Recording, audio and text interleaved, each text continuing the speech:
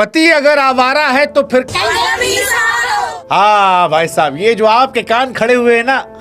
ऐसे ही पूरे समस्तीपुर में लोगों के कान खड़े हो गए थे जब नर्सिंग की छात्राओं ने नारा लगाया था। वैसे कमाल की कहानी, हमारे देश में कॉन्डोम सुन के लोग सकपका जाते हैं, मानो जैसे कोई अवैध चीज हो, बम विस्फोट हो। लेकिन जब नर्सिंग की छात्राओं, लड़कियों ने इस नारे को लगाया,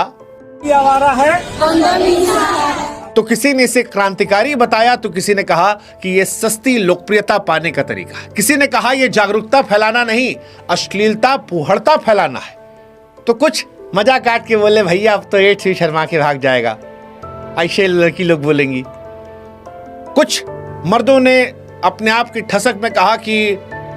जो मैडम लोग कह रही हैं ये मर्दों का अपमान है, आप नहीं कह सकते खुलेआम कि पति आवारा है तो फिर कंडोम सहारा है, आवारा है कुछ आए कि भाई साहब चलिए कुछ भी कहा हो, लेकिन कम से कम एक ऐसा टॉपिक उठाया जिसके बारे में बात तो होनी चाहिए। कुल मिलाकर कहे तो समस्तीपुर के सदर अस्पताल से निकली वो रैली आज देश में चर्चा के केंद्र में है। छात्रों के हाथ में तख्तियां थीं एड्स के खतरे, बचाव, जागरूकता के पैगाम वाली, लेकिन फिर जुबान से निकली वो दो लाइन